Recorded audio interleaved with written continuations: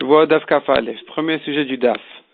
La Gemara ramène une marloquette entre Rav Dimi et Ravin, à savoir quelle est la différence entre Shuvuat Shav et Shuvuat Sheker. Rav Dimi a dit dans le Daf précédent, la différence entre Shuvuat Shav et Sheker, c'est celui qui jure au passé, il est ouvert sur Shav, au futur sur Sheker. D'après Ravin, au passé sur Sheker, au futur il est ouvert sur le Yachel. Et qu'est-ce que Shuvuat Shav?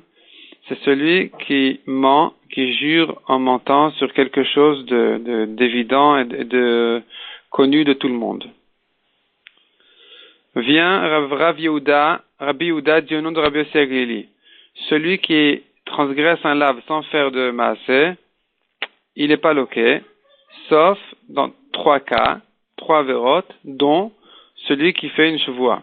Celui qui jure la sheker, même s'il n'a pas fait de maaseh, il est chayav malkout.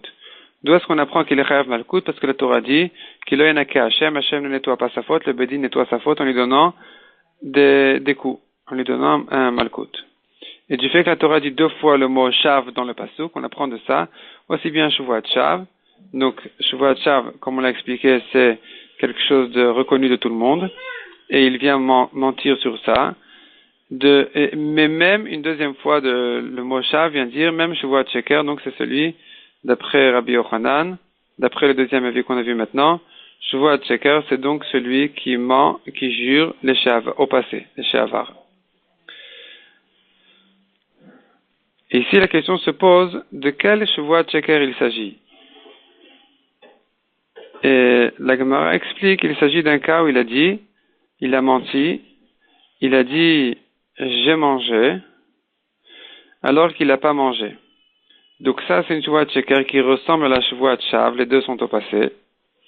Et c'est sur ça que la Torah dit que malgré qu'il n'a pas fait de maaseh, il est chayav malkout.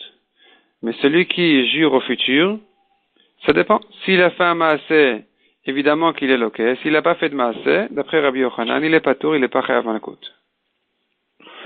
La Gemara demande d'une braïta qui dit voici Zoui, c'est celle-là la Shuvuat Bitoui sur laquelle on est chayav malkout bemezid ou korban beshogeg.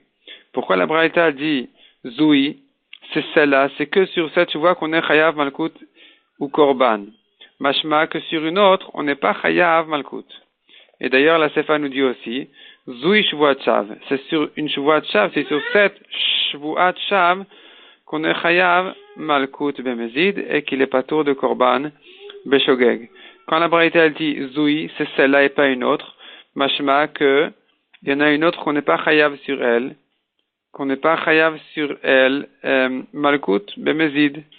Et c'est une question sur celui qui pense que celui qui jure au passé, il est chayav malkout. Ici on dirait que la braïta elle vient exclure ce cas-là pour dire qu'il est pas tour de malkout. Répond la Gemara. Il faut interpréter la braïta de la manière suivante. La Reisha qui dit, c'est sur cette Shuvuat Bitoui qu'on est chayav, malkout, bemezid ou korban beshogeg, elle vient exclure le cas de celui qui dit, je vais manger et qu'il n'a pas mangé. Celui-là est pas tour de malkout, puisqu'il n'a pas fait de maaseh. Donc il s'agit bien d'exclure une Shuvuat au futur. Mais au passé, comme on l'a vu, il est chayav malkout. Et la Sefa qui dit, c'est sur celle-là, c'est sur cette Shuvuat Shav qu'on est chayav malkout bemezid et pas tour de korban beshogeg, ça vient exclure celui qui a juré les sheavar au passé. C'est une Shuvuat Bitoui sur laquelle il n'est pas tour de korban d'après Rabbi Akiva. D'après Rabbi Akiva, il est chayav de korban même au passé. Donc c'est ça ce que la braïta vient nous dire dans la Sefa.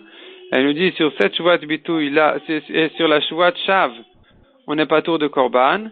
Par contre, qu'on prend de là, sur une Shuvuat Bitoui, donc celui qui jure qu'il va manger, au passé, celui qui jure au passé, il est oui chayav de korban comme Rabbi Akiva.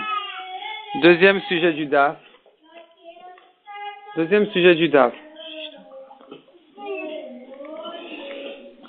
D'après Rachamim, celui qui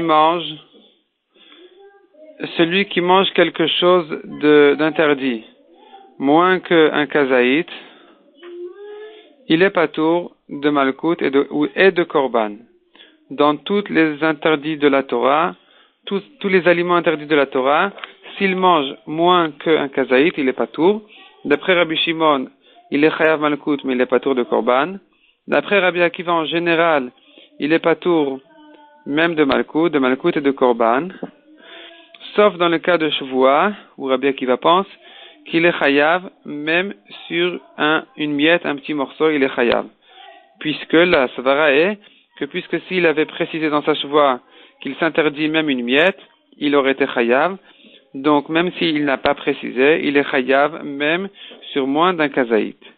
Et la Mishnah nous disait que Chachamim ont demandé à Rabbi Akiva, mais où est-ce qu'on a trouvé dans la Torah qu'un homme est chayav sur moins d'un kazaït, qu'un homme est chayav korban sur moins d'un kazaït. La Gemara s'étonne. Pourquoi est-ce quelle est la question de Chachamim? Pourquoi est-ce que Chachamim s'étonne qu'on n'a pas trouvé dans la Torah que d'être chayav sur moins d'un kazaït? Pourtant, nous avons plusieurs cas où on est chayav. 5 cas, on est chayav sur moins d'un kazaït. Premier cas, celui qui mange une fourmi entière, il est chayav. La Gemara repousse une fourmi, c'est une créature complète. Et évidemment qu'on est chayav. C'est pas de ça qu'on parle. Deuxième cas, on voit qu'on est chayav sur moins d'un kazaït. C'est celui qui mange un aliment ekdesh. Il est chayav même si c'est pas kazaït. La Gemara dit, mais là-bas, le shiur, la quantité n'est pas un kazaït, la quantité, elle est shavé pruta. Donc, il y a une quantité à être chayav. Moins qu'un shavé pruta, il n'est pas chayav. Troisième question. Nous avons le cas de celui qui jure et qui précise dans sa chevoie qu'il s'interdit de manger même une miette. Celui-là est chayav sur moins d'un kazaït. Répond la Gemara, puisqu'il a précisé dans sa chevoie, donc il a considéré ça, il lui a donné une valeur. Quatrième question, celui qui jure de ne pas manger de la terre, il serait peut-être chayav même sur moins d'un kazaït. Répond la Gemara, c'est pas raoul achila, ça se mange pas, donc c'est pas un exemple valable. Cinquième et dernière question que la Gemara demande, pourquoi est-ce que Chachamim s'étonne en disant on n'a pas trouvé de cas où il est chayav sur moins d'un kazaït. La Gemara demande pourtant celui qui s'interdit beisur konam. Il dit, ce pain-là est interdit sur moi, bekonam. Il serait chayav même s'il a mangé une miette de ce pain-là. Et la Gemara répond que le konam est considéré comme s'il avait précisé de s'interdire même une miette de ce pain-là.